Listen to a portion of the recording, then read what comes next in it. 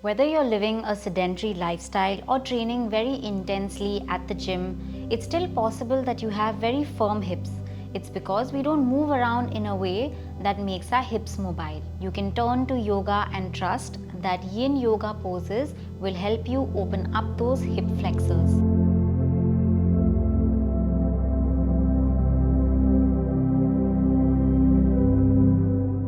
Today we're here to target 3 specific postures.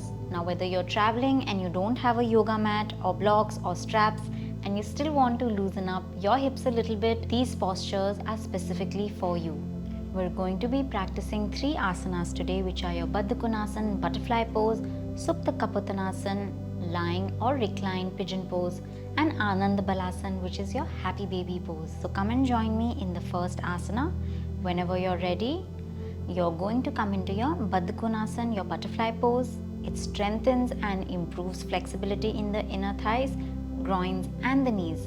It helps you to prepare your hips and groins to open up better so you can sit in a meditative posture comfortably. It also helps soothe menstrual discomfort and digestive complaints. You're going to be sitting tall through your spine, bringing the soles of your feet together, knees apart.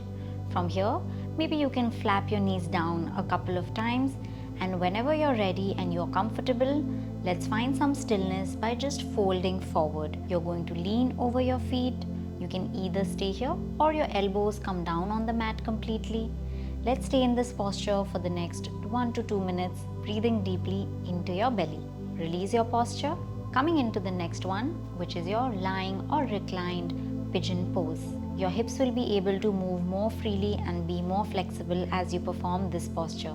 In addition, pigeon pose also stretches your hip flexors, your lower back, which are often tight from prolonged periods of sitting down on your chair. To come into your reclined pigeon, you're just going to place your right ankle on your left thigh, pulling your left leg towards your chest. You can interlock your fingers either behind your thighs or on your shin.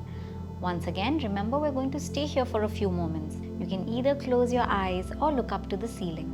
Once you're done on one side, we're going to repeat the same sequence on the other.